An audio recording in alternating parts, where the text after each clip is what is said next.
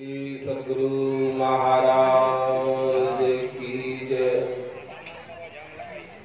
गुरु मूरति गति चंद्रमा,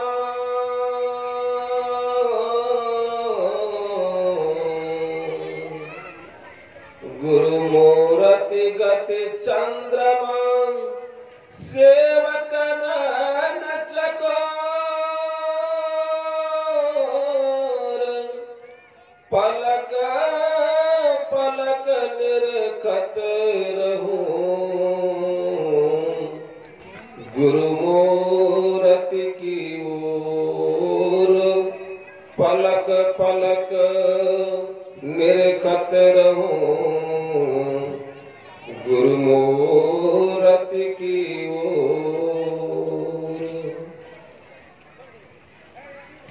प्रातः स्मरणीय श्री विभूषित परमाराध्य श्री सद्गुरु महाराज के जीवन चरणों में कोटि कोटि नमन। अपने निवास में आचार्य पुष्पा स्वामी श्री सुनाचार्य जी महाराज, मंचासीन आचार्य पुष्पा स्वामी श्री पूज्यदेव महाराज के पावन चरणों में कोटि कोटि नमन। मंचासीन साधु चरण उपस्थित सत्संग प्रेमी महानुभाव, भक्तिमती बहनों, आज अहोभाग्य हम सबों का 26 जनवरी के उपरांत आज संतमत सत्संग के द्वितीय पाली के सत्संग 9वां व्यसन में हम लोग प्रवेश किए हैं। अभी हम लोग भगवान राम का उपदेश त्रेता युग में हुआ था, उन उपदेश को आज हम लोग श्रवण कर रहे थे। प्रथम भक्ति संतन कर संगार और गुरु महाराज के हम सबको उपदेश किए हैं। गुरु महाराज क्या उपदेश किए? सुनिए सकल जगत के वासी, यह जगन स्वर सकल विनाशी।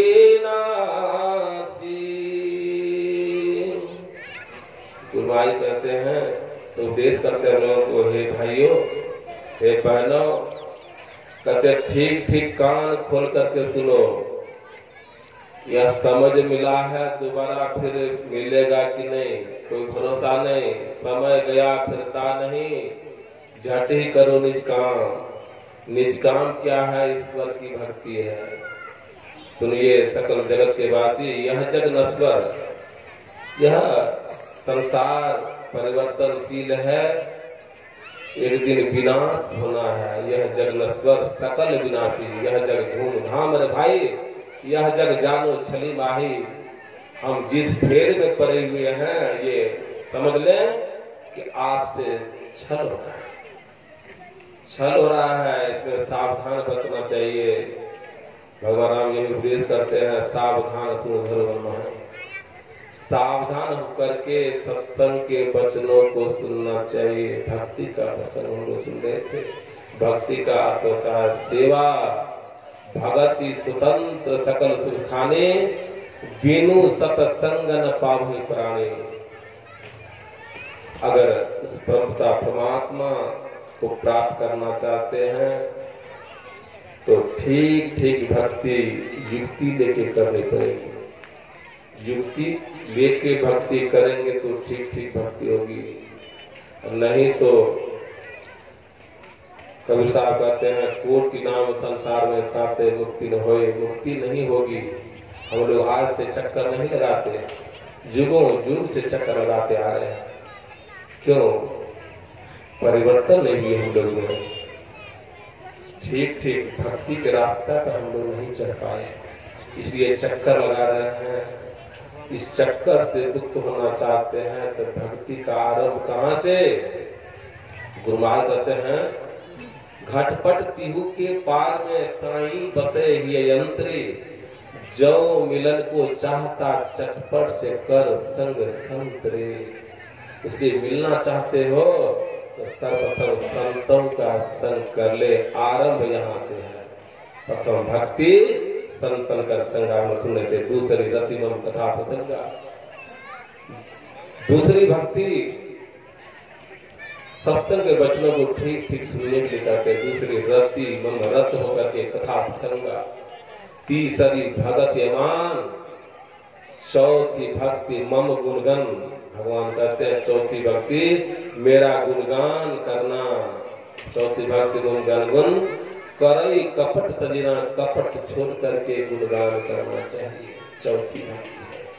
पांचवी भक्ति क्या है? मंत्र जाप मंत्र विश्वास। मंत्र जाप कैसे करेंगे? इसी के लिए यही से आरंभ है युक्ति का। मंत्र जाप मंत्र विश्वासा, पंचम भजन तो वेद प्रकाशा, यही पांचवी भक्ति वेद में प्रसिद्ध है। मंत्र जाप मंत्र विश्वासा, मंत्र जाप हम कैसे करेंगे? कोटि नाम संसार में ताते करोड़ों नाम इससे मुक्ति होने वाली नहीं। तब मूल रूप मूल मंत्र गुरु मंत्र होता है, मूल रूप गुरु ध्यान होता है, यहाँ से आरंभ है। इसलिए महापुरुष लोग कहते हैं एक नाम का जप करने के लिए, एक रूप का ध्यान करने के लिए सिमटा हो गया, यहीं से सिमटा होता है भक्ति। और भक्ति भीतर की रास्ता अगर आप पकड़ना चाहते हैं तो आरंभ कहाँ से होगा?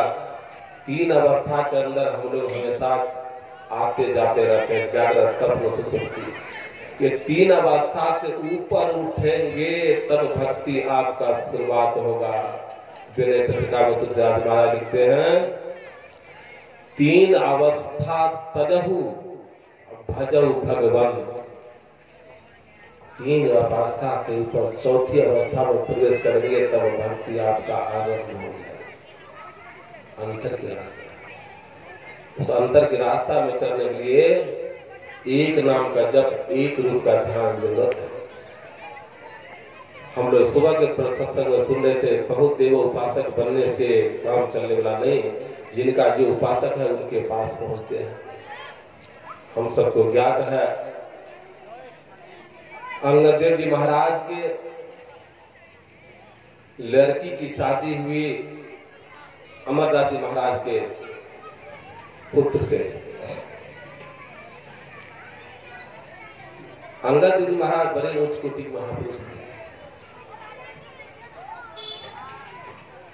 उन्होंने जो घर में शिक्षा पुत्री को मिला था, उनके अनुसार, संस्कार के अनुसार वह लड़की जब ससुराल को गई, सौरे को गई, संस्कार बस अच्छी अच्छी भजन गा रही थी। तो भजन अमरदास जी महाराज ने सुन करके बड़ी आश्चर्य हुए कि मेरी पुतहु इतनी अच्छी भजन गाती है। पूछते जाके बेटी यह भजन कहाँ तूने सीखी है? तो क्या करती है? बोले बाबूजी हमारे पिताजी जो हैं बड़े उच्च कोटि के महापुरुष हैं, उनसे ये सारे भजन मैंने सीखे। भजन में इतना आकर्षण, संत की वाणी में आकर्षण तो है। अमरदास महाराज देवी के उपासक थे, हिंगला देवी की पूजा करने प्रत्येक साल जाया करते थे। जिस दिन भजन सुन करके अमरदास महाराज की इच्छा हुई कि अब की बार जब मैं हिंगला देवी पूजा करने जाऊंगा तो हमारे समधी साहब का घर तो रास्ते में ही है, मिल करके चलूंगा, वहां विश्राम करके फिर मैं आगे जाऊंगा। वह समय आया, अमरदास जी महाराज अपने समधी साहब अंगद देव जी महाराज के यहाँ रुके। रुकने के बाद ब्रह्म बेला में लघु शंका करने के लिए बाहर जैसे निकलते हैं, तो देखते हैं क्या एक दिव्य रूप दरवाजे पर झाड़ू लगा रहे हैं आश्रम। अमरदास जी महाराज को नहीं रहा गया, पूछते हैं दिव्य रूप लेकर के, माता आप कौन हैं, यहां झाड़ू लगा रही है? बोले बेटे, जहां तुम प्रत्येक साल जाते हो पूजा करने के लिए, कहां जाते हो? माता मैं तो हिंगला देवी जाता हूं प्रत्येक साल। बोले मैं वही हिंगला देवी हूं। बोले माता आप यहां झाड़ू लगा रही है? सारे भक्त आपके यहाँ जाते हैं, पता नहीं कहां कहां से जाते हैं, देश विदेश के लोग आपके पास पहुंचते हैं, आप यहां झाड़ू लगा रही है? कहते हैं बेटे मैं तो क्या, यहां तो लक्ष्मी सरस्वती पार्वती झाड़ू लगाकर अपने भाग्य को सुधारती है। संत की दरबार, संत दयालु होते हैं। यहां पर आकर के जब झाड़ू लगा रहे थे, उस समय उनको विवेक हो गया अमरदास जी महाराज को, इसका मतलब है कि हिंगला देवी से भी बढ़ करके संत का दरबार है, संत दरबार है, संत है,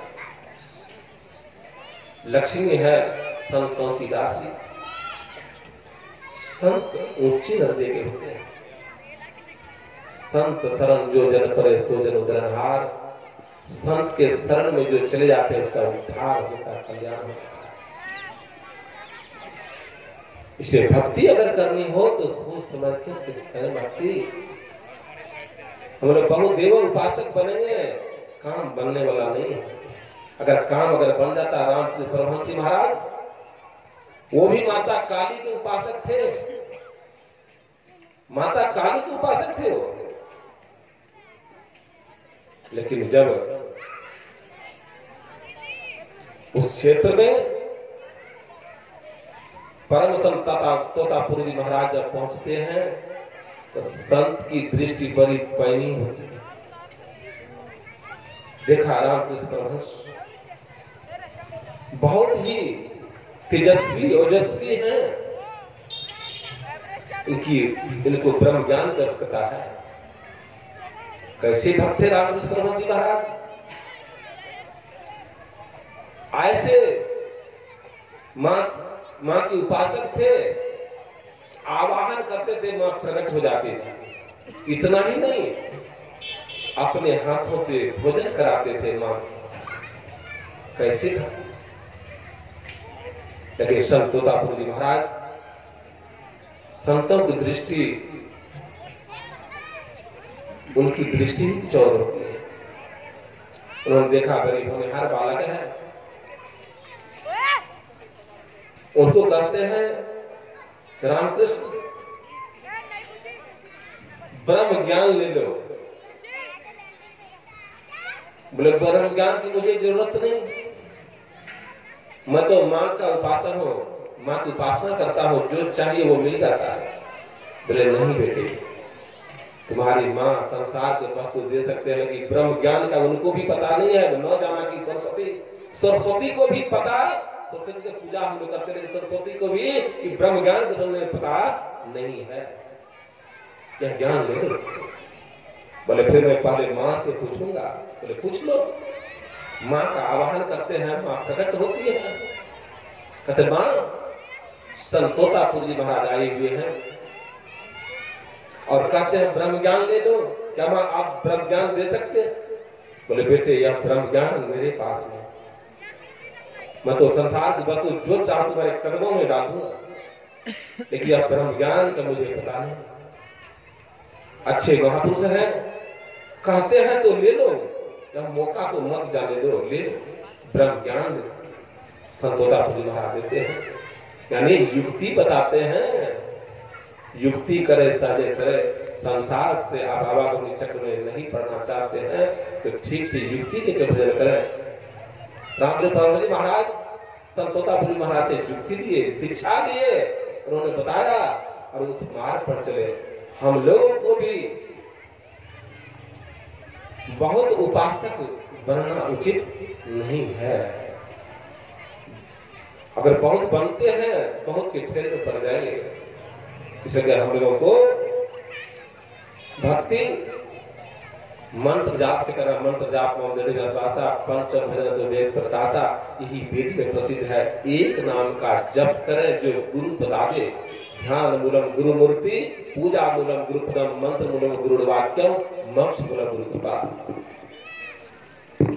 गुरु से युक्ति लेकर के, दीक्षा लेकर के भजन ध्यान करेंगे तो आप एक नाम में एक रूप में बच जाएंगे और आपका अंतःकरण में विकास हो जाएगा और यह लोग परलोक दोनों सुखमय हो जाएगा। यही समय का अभाव है, ये आप सबके बीच में कहा। बुलंद स्वर में एक बार जय घोष करें, बोलिए प्रेम से श्री सद्गुरु।